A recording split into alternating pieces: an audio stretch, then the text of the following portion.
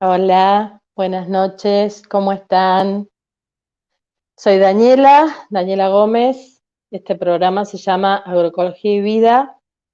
La semana pasada tuvimos un inconveniente con una tormenta eléctrica que cortó la luz y se fue toda la señal de internet. Así que por eso la semana pasada pusimos algunos videitos. Uno de ellos yo se los había recomendado, que era la historia de las cosas. Y bueno, hoy vamos a hablar un poco de ese video, de lo que significa ese video para todos, que tiene que ver con el consumo.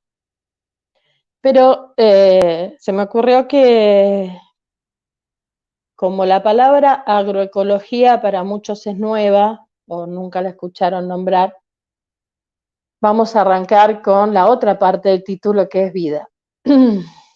Cómo uno llega a donde está y cómo uno llega a elegir cambiar el sistema de vida, la elección de vida, la forma de vida. Les quiero contar un poquito. Allá por el 2001, cuando la crisis del país ya se veía venir, había como mucho problema económico. Con mi marido empezamos a buscar una alternativa. En ese momento nosotros atendíamos un negocio de un amigo, los dos hacíamos ese trabajo, y en la búsqueda nos encontramos con que la Universidad de Buenos Aires, la UBA, donde está la Facultad de Agronomía y Veterinaria, ahí en Francisco Beiró y San Martín, daban unos cursos de lombricultura. Lombricultura es producir humus de lombriz, lombricompuesto, para justamente fertilizar las plantas, para emplearlo en el crecimiento de las plantas. Bueno, fue mi marido con un amigo que también se había enganchado, hicieron el primer módulo y después venía un segundo módulo. El segundo módulo era la aplicación de ese lombricompuesto. Empezamos a criar lombrices, a tener nuestro núcleo, nuestro primer grupito de lombrices. Y como vivíamos en Manzanares, un pueblito que está a 11 kilómetros de Pilar, a nuestro alrededor había muchos caballos, entonces conseguíamos fácilmente la cama de caballo. Mi marido empezó a producirlo y yo fui a hacer el curso de cómo usar, cómo emplear ese lombricompuesto en las plantas.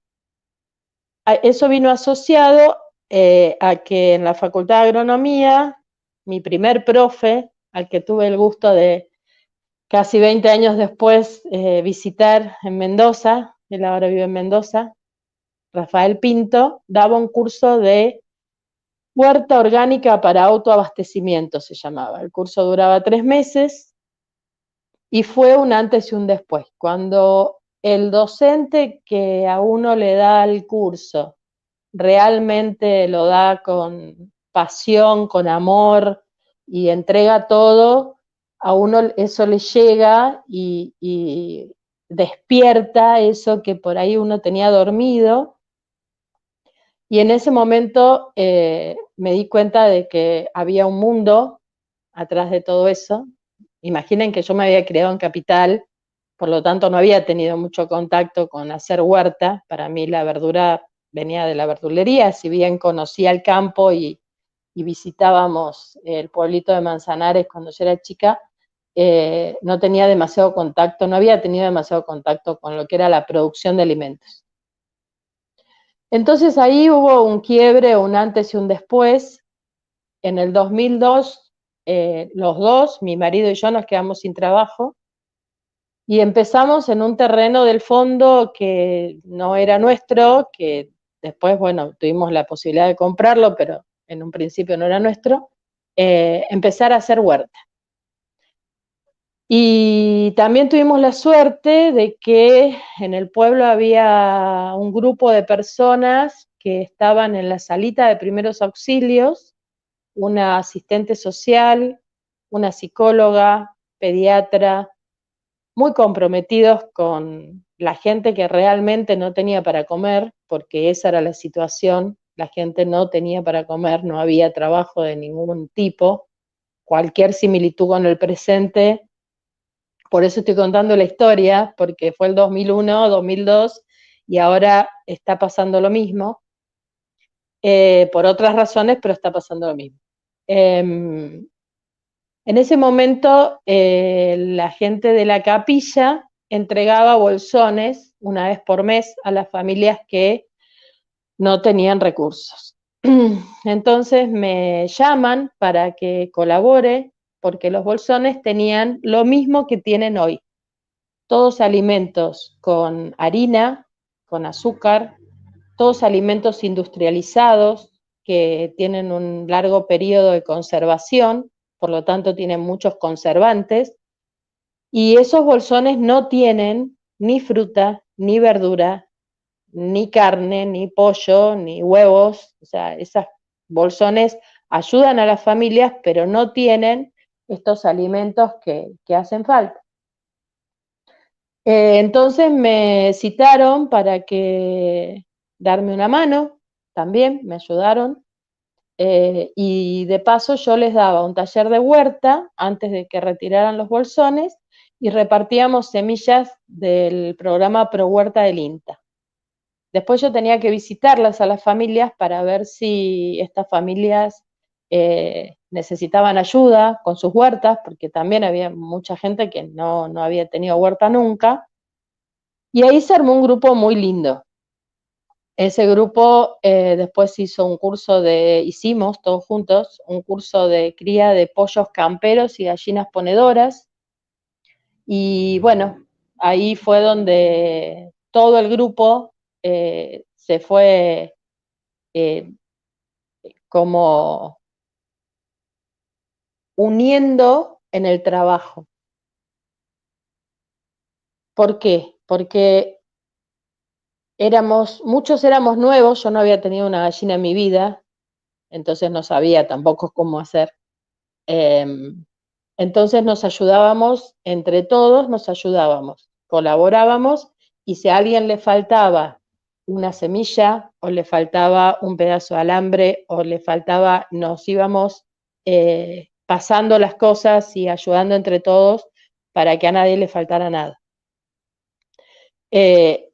Ahí está el concepto de comunidad, de vivir en comunidad, porque cuando uno está con una comunidad y se complementa, todo es más fácil. En general todo es más fácil, se facilita bastante. En este momento la situación está muy complicada para mucha gente que realmente no tiene acceso a lo básico para alimentarse. Entonces me pareció importante contar esta historia porque independientemente de que yo después decidí estudiar agronomía y me recibí de ingeniera agrónoma y eso me abrió muchas puertas, nunca, jamás en la vida voy a olvidar ese grupo de personas que es el día de hoy que nos encontramos y nos abrazamos. Ahora no se puede abrazar, pero muchos años después compartimos ese cariño de haber estado en ese momento codo a codo, intentando mejorar la calidad de vida de las personas y de las familias. ¿A qué viene esta historia? A que la vida nos presenta oportunidades. Yo siempre digo que estamos en una estación donde pasan varios trenes en esta vida.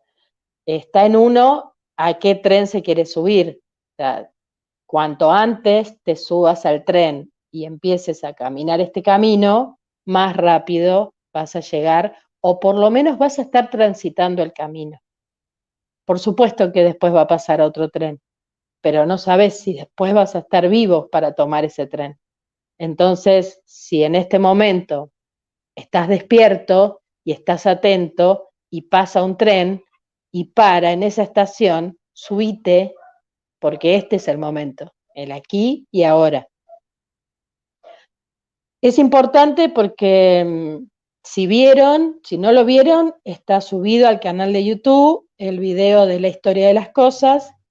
Y es importante porque ese video, aunque fue filmado hace muchos años, tiene como 10, 12 años, eh, fue filmado, la que habla es de Estados Unidos y habla de la economía de Estados Unidos, pero no importa, porque en realidad es lo mismo. El consumismo es el mismo en todo el mundo, no es de Estados Unidos solamente.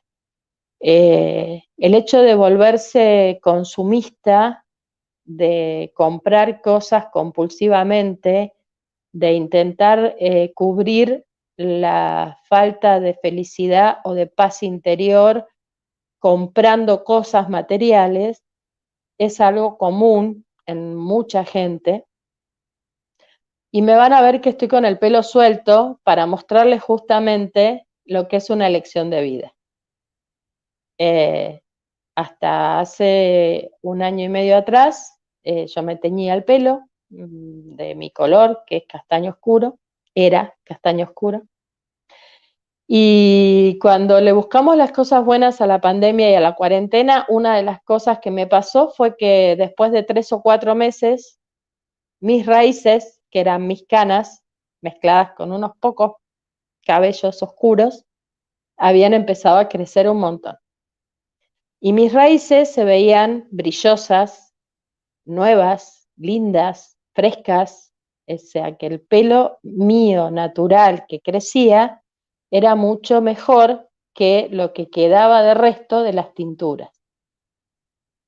Entonces, como yo había decidido que a los 60 años dejaba de teñirme, y en febrero del año pasado tenía 57, ahora tengo 58, le dije a mi marido, agarrá medimos el largo del pelo, más o menos calculo cuánto crece, porque me tengo que cortar el flequillo, porque si no, no veo. Entonces medimos los centímetros que faltaban para llegar a mis 60 años, y si no me teñía más, no usaba más tintura, iba a llegar a los 60 con todo el pelo natural, sin nada de tintura.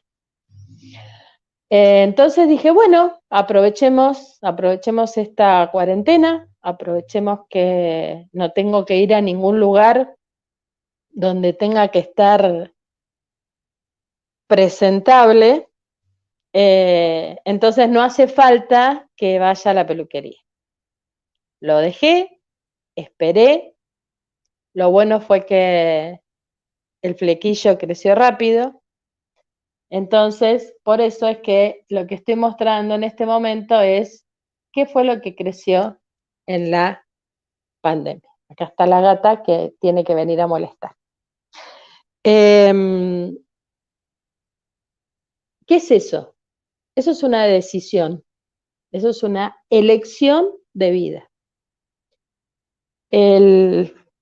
¿Podía haberlo hecho en la peluquería? Sí. Podía haber ido a la peluquería el día que cumplía 60 años y haberle dicho, bueno, sacame las tinturas y que me quede el pelo blanco como es. Para lo cual tenían que haber usado decolorante, que es un líquido que es algo muy fuerte, muy dañino para todos, y tenían que haber después usado un tipo de tintura para que me quedara de ese color, que es el que tiene las canas, y después tenía que haber seguido usando un montón de productos para que eso que me habían decolorado, porque estás sacándole el color a tu pelo, por lo tanto estás dañándolo mucho, después tenés que estar haciendo baños de crema y tenés que estar haciendo un montón de cosas, lo pude evitar. Lo pude evitar, y cuando necesito estar, por ejemplo, en una reunión, ahora últimamente ha habido, por ejemplo, reuniones por Zoom, entonces uno tiene que prender la cámara y a uno lo tienen que ver. Bueno, entonces cuando tengo que estar presentable en alguno de estos lugares, lo único que hago es lo mismo que hice en el primer programa, que es atarme el pelo. Entonces no se ve lo que está teñido, y se ve solo esto y queda prolijo. Porque a veces hay que, además de ser, hay que parecer en algunos ámbitos. Esta lección de vida tiene como base dejar de consumir cosas. Cuando hablamos de dejar de consumir, hablamos de minimizar el uso de cosas que no son necesarias. O sea, cuando nosotros nos ponemos a mirar a nuestro alrededor todo lo que tenemos y cuánto de eso es lo que usamos o cuánto de eso es lo que necesitamos, nos terminamos dando cuenta, como fue en el momento de la cuarentena estricta, que lo único que necesitábamos era comer, entonces necesitábamos comida. Que después con todo lo demás podíamos suplirlo, no estábamos necesitando comprar ropa porque no teníamos que salir, no estábamos necesitando comprar zapatos o no estábamos necesitando comprar adornos porque en realidad necesitábamos abastecernos de la comida. Entonces, si no vieron el video La historia de las cosas, les recomiendo que lo miren porque es un golpe, digamos, un golpe bajo al consumismo. Esa es la elección de vida. Ahora, la elección de vida se une a la agroecología en algunos puntos, como por ejemplo el otro video que mostré la semana pasada fue de Marisa Fogante. Marisa tiene una producción orgánica de bananas en Formosa. Son las bananas que nos traen y son las bananas que se venden en todos los lugares que venden fruta orgánica o agroecológica o biodinámica, venden las bananas y las bananas vienen verdes. Cuando decimos verdes, estamos hablando de que son verdes. Ahí, así llegan las bananas. Como se sacan de la planta, es como llegan. ¿Por qué? Porque la banana, si nosotros no la trajéramos de esta manera, se madura muy rápido y la tendríamos que tirar, no llegaría. Entonces, en Formosa lo que hacen es la cosechan, la suben al camión, la mandan para Buenos Aires y acá las ponemos arriba de la heladera, que le da el calorcito, envueltas en un papel para que se maduren, y como no queremos que se maduren todas juntas, ponemos algunas a madurar y las otras las dejamos en la cocina, en la frutera, para que aguanten varios días. Si alguien tiene idea de cómo es la maduración de la banana, lo felicito. La mayoría no estamos enterados. Nos enteramos después, como por ejemplo cuando recibimos estas bananas de esa forma. Y el tema es así. Cuando nosotros vamos a la verdulería y compramos una banana que viene de Ecuador, la banana se cosechó verde, se puso en cajones y se metió en una cámara. Esa cámara tiene que tener una determinada temperatura y tiene que tener lo que se llama una atmósfera controlada. ¿Qué es una atmósfera controlada? La fruta, cuando nosotros la sacamos de la planta, sigue respirando, respira, está viva. Por eso cuando dicen hay que comer las cosas crudas, es porque esas cosas tienen vida, estamos comiendo vida. Entonces, si la banana está respirando, tenemos que disminuirle la respiración para que no madure. Para disminuir la respiración hay que hacer un manejo del aire que tiene esa cámara. No podemos dejarla con el aire que tenemos circulando, porque si no se maduraría muy rápido. Recuerden que estamos en Ecuador, que es de donde viene la mayor parte de la banana que consumimos acá. Entonces tenemos que nivelar el aire que entra adentro de esa cámara con aparatos que hacen que el oxígeno y el dióxido de carbono común, normal que tenemos en la atmósfera, tenga los niveles que necesita, más una temperatura de 13 grados centígrados, más aire forzado, o sea, ventiladores que hacen que el aire esté entrando y saliendo todo el tiempo para que la circulación del aire, imagínense muchos cajones, muchas cajas de banana, ¿no? En cámaras gigantescas, el aire circule por entre medio de todos esos cajones y esas cajas y entonces las bananas no maduren. Eso viene hasta acá, la huella de carbono que hay para traerlo desde Ecuador hasta acá, llegan acá, llegan al mercado central de Buenos Aires, donde hay unas enormes cámaras con el mismo sistema que tiene atmósfera controlada y aire forzado, circulación forzada de aire, hasta que el mercado la demanda, hay una demanda, dicen necesito bananas, entonces la sacan de esa cámara y la meten en otra cámara donde se hace la maduración. Esa maduración se hace al revés de cómo, o sea, si estábamos disminuyendo la respiración de la banana, lo que ahora tenemos que hacer es aumentar la respiración de la banana para que madure. Y hay que inyectarle adentro de esa cámara etileno, que es el gas que ayuda a que la banana madure. Todo esto tiene un enorme gasto de energía. Estamos hablando, Ecuador, cuando la cosecharon y la guardaron en una cámara, el transporte, hasta que llegó acá, en el mercado, hasta que la pidieron, de ahí hasta que la maduraron, y de ahí fue al puesto donde se vende y la verdulería la compra y la lleva para vender. Entonces, ¿en qué punto necesitamos que la banana venga de Ecuador? Cuando tenemos bananas en Misiones, en Formosa, en Salta, en Jujuy. Nosotros tenemos provincias, gracias a Dios, al universo, tenemos en nuestro país todos los climas, todos los suelos. Entonces, nosotros podemos producir nuestras propias bananas, no necesariamente tenemos que traerlas de afuera, no estamos obligados a comprar bananas maduras, lo que pasa que la urgencia atenta contra el cuidado del medio ambiente. ¿Por qué? Porque quiero banana, entonces quiero ir a comprar la banana ahora para comerla ahora.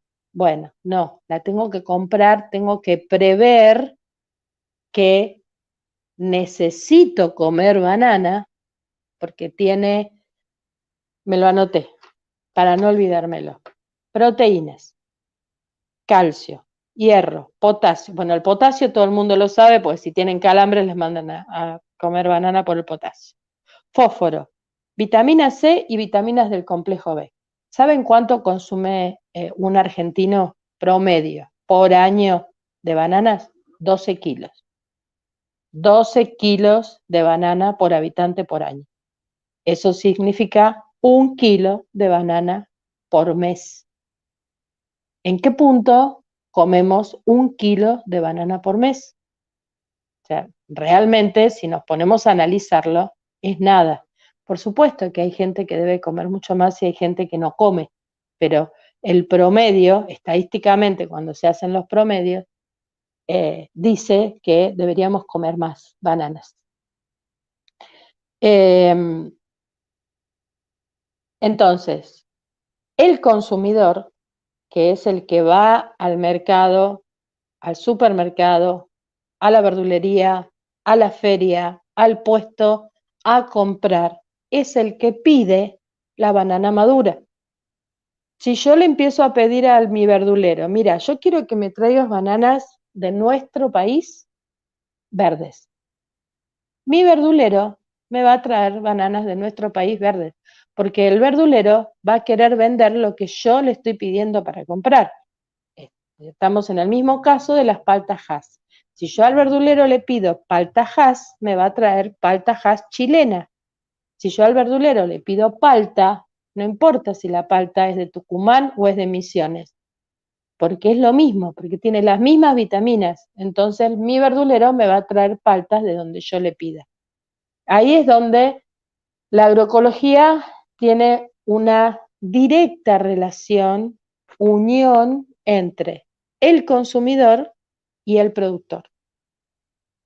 La producción agroecológica intenta ser amigable y no deteriorar el medio ambiente, cuidarlo sobre todas las cosas, además de cuidar al productor que reciba un precio justo por lo que está produciendo, además de respetar las culturas, que además las culturas, si las pudiéramos respetar, no tendríamos un tipo de papa, tendríamos muchísimos tipos de papas, porque tenemos muchas producciones de papas andinas, tenemos nuestra cordillera de los Andes donde hay montones de tipos de papas que no consumimos porque no estamos acostumbrados, y no estamos acostumbrados porque el mercado ha ido reduciendo cada vez más a los productos que más rinden. Cuando hablamos de un producto que es un alimento que más rinde, estamos hablando de un alimento que se está produciendo en exceso para que se pueda en menos superficie producir más cantidad. No importa si esa cantidad es basura, lo importante es que sea mucha cantidad. Entonces, si nosotros vamos a analizar de dónde vienen los alimentos, cómo se producen, cómo nos llegan y qué es lo que nosotros queremos meternos adentro de nuestro cuerpo, tenemos que analizar toda esta cadena. Analizando toda esta cadena, llegamos a un punto en el que estamos íntimamente relacionados con la punta de la historia, que es de dónde salió ese alimento y qué pasó en todo el trayecto hasta que llegó a mí. Todo eso que pasó en el trayecto es lo que hace que hoy en nuestro país se esté tirando un 40% de la fruta y verdura que se produce.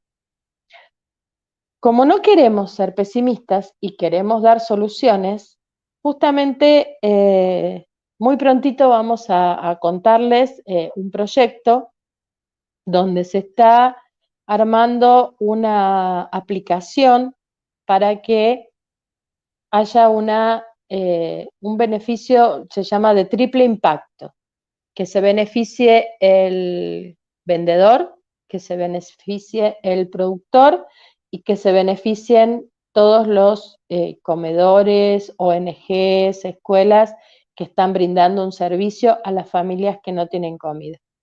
Entonces la idea es que lo que se produzca, el consumidor, el restaurante, la verdulería, estamos hablando de frutas y verduras, tenga directo acceso desde el productor.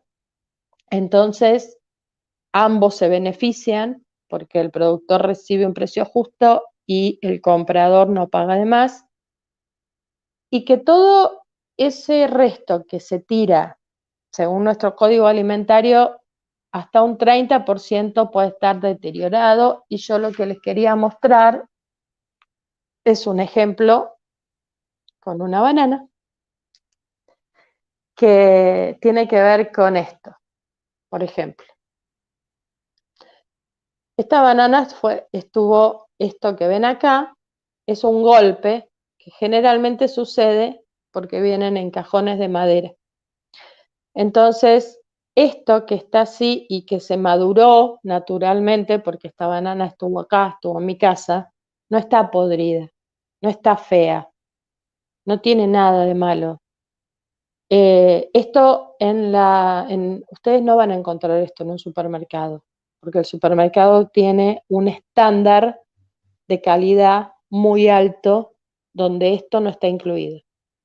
Entonces, si yo agarro esta banana y se la doy a cualquier persona, me incluye, vamos a encontrar que donde se golpeó, fabricó es lo mismo que nosotros, si nos golpeamos podemos llegar a tener una infección o podemos llegar a cicatrizar.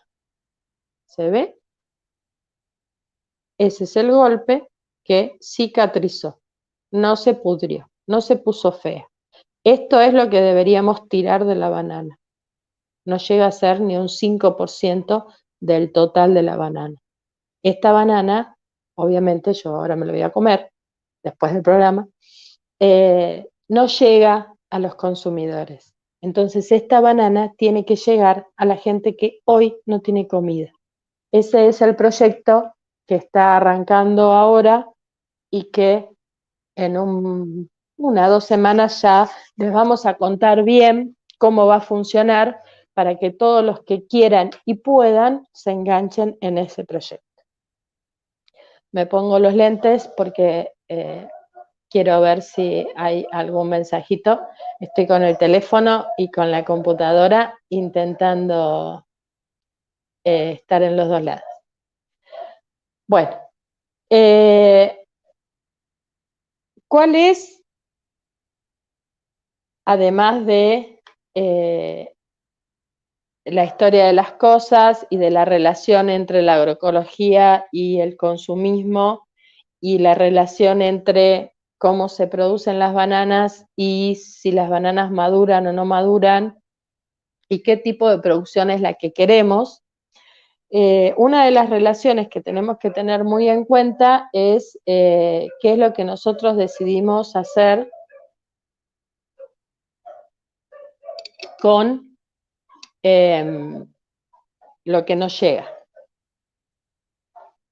Cuando a nosotros nos llega un aviso, por ejemplo, a mí me llegan porque obviamente estoy en todos los grupos que hay, de que hay, por ejemplo, tomates. Ahora que termina la época de los tomates, hay tomates que después de haber pasado toda la temporada, la planta está débil, entonces ya están deteriorados o atacados por insectos. Entonces nos llega un aviso de que hay tomates que tienen algún tipo de daño, que podemos comprarlo. Al productor le sirve porque si no lo tiene que tirar, y a nosotros nos sirve porque el tomate se produce en verano, desde diciembre hasta que hay algún frío que ya no lo deja madurar o producir fruto. ¿Y qué hacemos? Lo envasamos, lo secamos, hacemos tomates secos, hacemos conserva de tomates, lo guardamos para el invierno. Lo mismo pasa con los morrones. Si nosotros agarramos los morrones que se producen también en la misma época, los cortamos, los lavamos y los metemos en el freezer, tenemos morrones para todo el invierno, crudos. El freezer mantiene todos los nutrientes. A diferencia de la cocción, si nosotros quisiéramos, por ejemplo, las frutillas también, las metemos en el freezer, los arándanos, todos los frutos rojos, los metemos en el freezer, van a soportar muchísimo tiempo y después los podemos ir sacando y haciendo licuados o jugos para consumirlos y siguen estando crudos. Si bien el frío lo que hace es ablandar, si nosotros sacamos una frutilla del freezer y la dejamos que tome la temperatura ambiente, vamos a encontrarnos que queda como blandita, porque los tejidos se rompen, pero se rompen los tejidos de las células, pero no se pierden los nutrientes. Entonces, podemos emplear todos los recursos que tengamos a mano para aprovechar esas producciones que son estacionales, que hay mucha gente que todavía no entiende lo que es una producción estacional, y aprovecharlo de estación. Canales cortos de comercialización. Si yo tengo todo un cordón alrededor de cada ciudad grande de Buenos Aires y Mendoza, Córdoba, Rosario, Santa Fe, todas las ciudades capitales de nuestro país, que es donde está la mayor concentración de la población. Tienen cordones alrededor que producen frutas y verduras. Las frutas, hay algunas frutas que no, que hay que traerlas de otras provincias, como por ejemplo las bananas. Pero el tomate generalmente se produce alrededor de las ciudades. Entonces, ¿por qué vamos a hacer producir a alguien en Jujuy tomates adentro de invernaderos también, con todo lo que acarrea tener invernaderos en esos lugares para conservar la temperatura, para que tengamos tomate fresco para comer una ensalada de tomate en julio? ¿Por qué no comemos otra cosa en julio en vez de comer tomates?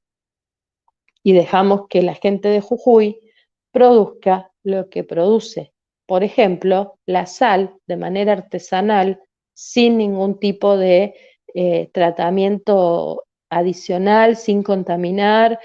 Por ejemplo, las hierbas, hay un montón de hierbas que se producen en Jujuy, en Salta, que son fantásticas, que sirven tanto para aromatizar como para condimentar, como para hacernos té de yuyos y sanarnos y curarnos. El pimentón, los pimientos, el ají molido, todas esas cosas se hacen, los papines, todo tipo de papas andinas que son riquísimas, que tienen muchos nutrientes. Entonces, dejemos que la gente que vive en esos lugares haga las producciones que corresponden al lugar.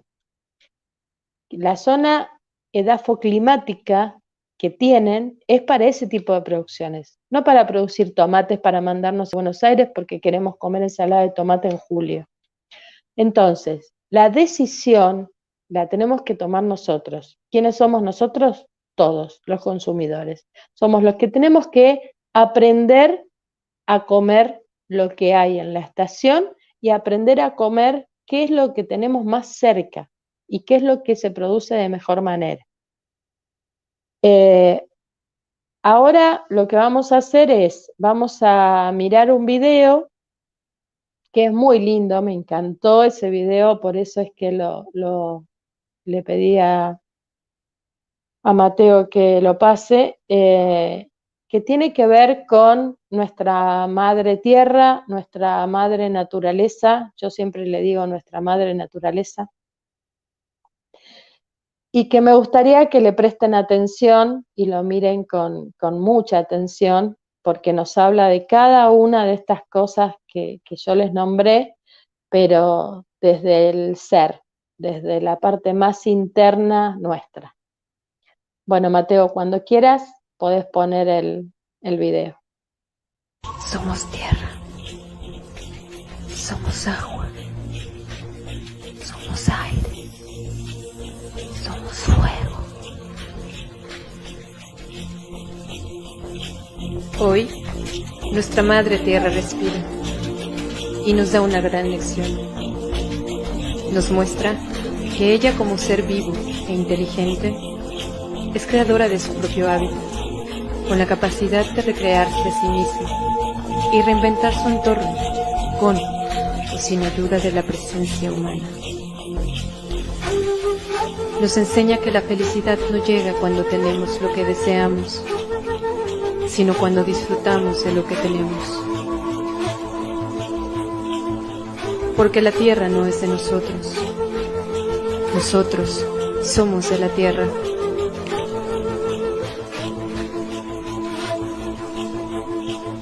Un renacimiento que amorosamente nos invita a florecer por dentro y así obtener la claridad y la fortaleza para evolucionar en una nueva oportunidad de vivir en ella.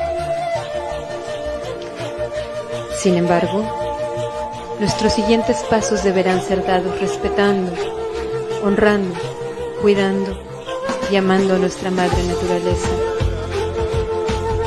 quien con su sabiduría y bondad nos provee de todo lo necesario para vivir en equilibrio. No olvidemos que la verdadera medicina está en la naturaleza y que el poder más grande para sanar es el amor.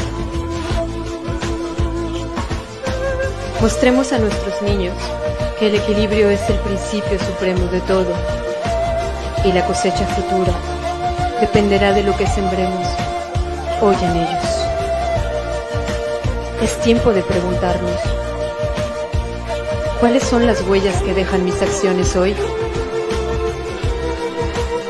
Seamos parte de este movimiento de conciencia, de amor hacia nuestro planeta, a la humanidad, a la vida. Recordemos que no somos seres humanos viviendo una experiencia espiritual. Somos espíritu viviendo una experiencia humana. Así que hoy ríe, canta, danza, juega, sueña, perdona, ama cada segundo de cada momento que vivas, silenciando nuestro ego. El poder se elevará. Es tiempo de despertar.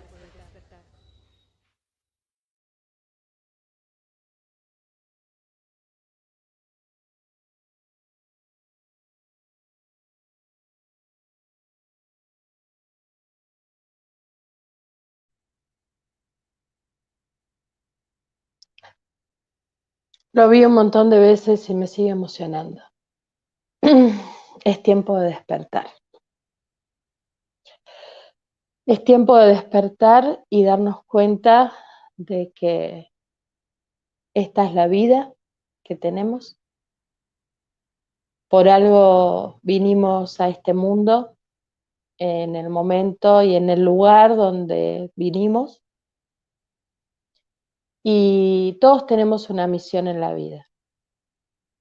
Está bueno descubrirla, porque cuando uno la descubre, lo que hace, lo hace con pasión, con amor, y eso se siente. Y cada vez somos más. Cada vez somos más, gracias a Dios, al universo, los que estamos en este camino y los que estamos buscando justamente que nuestra esencia nos ayude a tener una vida mejor y dejarles a nuestros nietos y a las generaciones que vienen un mundo mejor, donde los recursos naturales existan, estén vivos.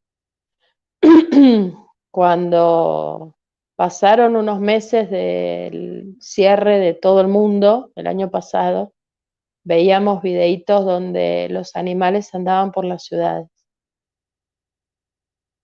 Hace unos años atrás, pasando por, no sé si ustedes se acuerdan, pasando por la laguna La Picasa, que queda en la ruta 7, después de Junín, la ruta 188 estaba cortada, la ruta 7 se había cortado por las inundaciones. Íbamos con mi marido para Mendoza y tuvimos que desviarnos. En ese desvío, el agua de los dos costados de la ruta llegaba hasta el borde de la ruta. Mi marido manejaba y yo iba así, apoyada en el vidrio, mirando, deslumbrada por la cantidad de animales que había. Aves de todo tipo, tamaño, color, familias de aves. Y le decía yo a mi marido, ¿sabes qué? Nos vamos a morir todos los seres humanos y la naturaleza y la vida va a seguir adelante. Porque lo estaba viendo cómo esas inundaciones que son culpa de nuestra, no fueron inundaciones porque sí, o sea, nosotros hicimos cosas para que esas inundaciones hayan pasado, como monocultivo de soja en todo lo que fue la parte sur de Córdoba, sur de Santa Fe, lo que hizo que se arrastre toda esa agua y terminar inundándose todo. Siempre hay una acción detrás nuestra que provoca esas cosas. Pero la naturaleza vive, la naturaleza sigue adelante y la vida en el planeta va a seguir adelante, aunque nosotros no estemos. Entonces está bueno que decidamos elegir qué es lo que queremos que pase en el futuro. La semana pasada, no, la otra, me hicieron una pregunta muy interesante. Tengo un problema con una planta que tiene una plaga ya se llama plaga cuando el equilibrio natural, el equilibrio natural no pudo mantener a raya ese insecto que está atacando la planta, entonces se desequilibró y se llenó de insectos y la planta está siendo atacada por un montón de insectos, lo que afecta a la producción. ¿Qué le he hecho? La pregunta que nos hacen a todos los ingenieros agrónomos siempre es, ¿qué le pongo? Trasladémoslo a la medicina. Me duele el pie derecho. Voy al médico y le pregunto, ¿qué puedo tomar? O lo llamo por teléfono, o le mando un mensajito de WhatsApp. ¿Qué puedo tomar? ¿Qué pastilla, qué remedio puedo tomar para mi dolor del pie? En vez de preguntarme, ¿por qué me duele el pie? ¿Cuál es el origen de mi dolor de pie? Entonces, cuando nos preguntan qué le he hecho a esa planta, porque tiene una plaga, por supuesto que yo no le voy a hacer perder una producción a un productor que tiene toda su producción en riesgo por no echar un agroquímico, pero la realidad es que hubo algo que pasó antes, que fue lo que desencadenó que hubiese una plaga. La pregunta que me habían hecho era arañuela roja del tomate. ¿Es una plaga? ¿Hay algo para la arañuela? Sí, hay algo químico y hay algo natural. Igual que nosotros, tenemos la medicina tradicional con la farmacia y el remedio de turno, y tenemos la medicina de la otra, que hay un yuyo, una flor de Bach, una tintura madre, tenemos las dos, siempre hay de las dos. Bueno, yo le recomendé obviamente lo natural, pero el problema no es la arañuela en el tomate, el problema es por qué todos los años tenés arañuela o por qué este año tuviste arañuela en el tomate. ¿Qué le pasa a ese suelo? ¿Qué problema tiene ese suelo? ¿Qué problema tiene ese ambiente donde se está produciendo esa planta de tomate? Generalmente la respuesta es mucho más difícil porque hay que ir al origen, hay que fijarse qué es lo que pasa en el suelo. El suelo es un ser vivo. Para los que hacemos agroecología, agricultura orgánica o cualquier tipo de agricultura no convencional, el suelo es un ser vivo que necesita tener esa vida y que nosotros no estemos todo el tiempo interviniendo, destruyendo esa vida, porque la vida que tiene el suelo es la que justamente le da la vida a las plantas que son las que después comemos o las que nos dan fruto.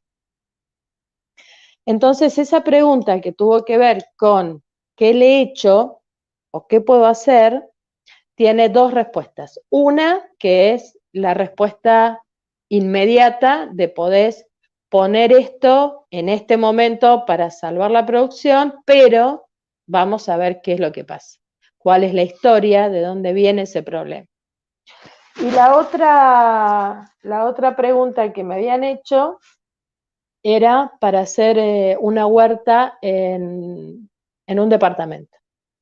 Yo les iba a mostrar, pero era como muy incómodo en vivo estar preparando las cosas acá. Tenía todo preparado para el viernes pasado, mostrar cómo se hacía una huerta en una maceta.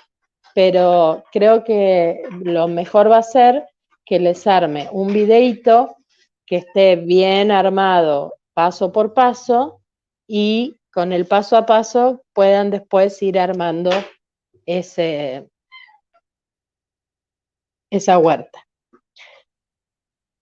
Hay unos chicos que están produciendo que no me mandaron el videito, por eso no lo estoy pasando, que están produciendo bioinsumos. ¿Qué son bioinsumos? Son productos de origen orgánico con materiales orgánicos que ayudan a que a nuestras plantas no les falte nada. Como si fuese el kit inmunológico, el kit de Gustavo, pero este va a ser un kit para plantas. ¿Vieron qué les pasa? Que cuando van a un vivero compran una planta, la planta está hermosa, está rozagante, enorme, bonita, la llevamos a casa, pasa una semana, 2 semanas, y empieza como a decaer, empieza como a ponerse triste, y le echamos más agua porque decimos, ay no, debe ser que la estoy regando poco, y por ahí esa planta no necesita más agua, era una planta que no necesita demasiada agua. Por eso también se pusieron de moda todos los cactus y las crasas, porque son plantas que no necesitan demasiado cuidado. ¿Qué pasaba con esa planta? Cuando nosotros nos llevamos a casa una planta de un vivero, esa planta en el vivero estuvo todo el tiempo regada y fertilizada para que esté impecable, para que cuando nosotros la llevemos a casa esté impecable. Cuando nosotros vamos al vivero, las plantas no están caídas ni tristes, están impecables. Bueno, entonces, imagínense que ustedes le están dando a algo, le están dando todo el tiempo, le están dando externamente para que esté rozagante, hermosa, preciosa. Es como el tema de la peluquería. Si yo voy todas las semanas a la peluquería a hacerme tintura y brillo y baño de crema y el pelo está perfecto como salen en las propagandas, pero la realidad no es así. O sea, cuando nosotros estamos todos los días en casa, no vivimos de esa manera. Entonces, si nosotros a la planta, cuando la llevamos a casa, no le damos todo eso, se nos empieza a decaer y se nos empieza a morir. Entonces, el kit que están preparando estos chicos, que todavía no me mandaron el videito, ellos van a contar cómo hicieron, cómo arrancaron para hacer una biofábrica de insumos, de bioinsumos, biofábrica de bioinsumos.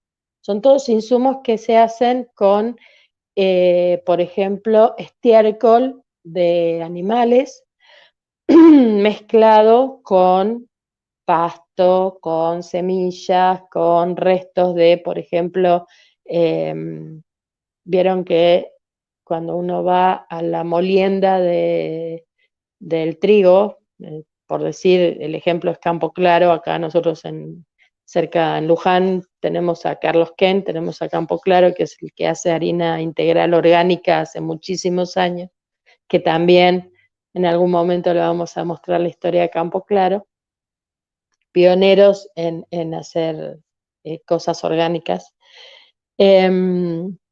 Después de la molienda queda un residuo que ellos ya no lo pueden usar y ese residuo sirve para darle de comer a las gallinas que ponen huevos, para preparar compost, algún tipo de compost o algún tipo de biopreparado que ayuda a que esos nutrientes que la planta necesita vuelvan y sean dados de la misma manera, naturalmente. ¿Se entiende? O sea, yo tengo una planta que dio una semilla, esa semilla la tuve que romper, que cortar, que moler para hacer la harina, por lo tanto me queda un residuo. Ese residuo lo que tiene son componentes naturales que vuelven procesándose en un reciclaje y vuelven a la tierra para que se lo vuelvan a dar a la planta nueva. En la medida en la que ese círculo pueda ser un sistema cerrado, ¿qué es un sistema cerrado? Si yo estoy en una quinta, en un campo, en un lugar donde puedo tener algún tipo de producción de alimentos, está buenísimo que yo en el mismo lugar arme mi compost. Y ahí tengo que hacer una propaganda, que en realidad no es una propaganda, porque esto es un servicio. Dentro de lo que se llama la materia Producción Vegetal 3, Horticultura, en la Universidad Nacional de Luján, hay un curso de huerta que está subido al canal de YouTube. La semana pasada vieron un videíto que está subido, que es la elección del sitio. Cuando voy a elegir hacer una huerta, lo primero que tengo que hacer es elegir dónde la voy a hacer. Y no tiene que ver con que quede cerca de casa o que quede bonita en el parque, sino que tiene que ver con un montón de otras cosas que en el programa de la semana pasada es cortito el video, pero les enseña cómo elegir el lugar donde hacer una huerta a todos los que puedan tener un lugar y quieran hacer una huerta. Para la semana que viene les voy a preparar el video de cómo armar la huerta en los balcones o en las terrazas para mostrárselo bien paso por paso y además para que quede subido, como quedan subidos los programas, y eso ayude a que si uno quiere armar algo en su departamento, pueda hacerlo mirando las instrucciones despacito, uno las puede ver varias veces o después puede ir parando el video, ir copiando, escribiendo lo que necesiten. Les cuento una cosa que pasó esta semana. No sé por qué el Instagram no funciona, no me deja abrirlo. Así que ahí tienen mi teléfono por WhatsApp, no hay ningún problema. Ya me han escrito, yo les respondo. Porque no sé cómo solucionarlo todavía. Mi niña, que es la que entiende de todas estas tecnologías, no hemos tenido tiempo de fijarnos por qué el Instagram no funciona. Así que cualquier consulta que tengan lo pueden hacer mediante el teléfono, por vía WhatsApp.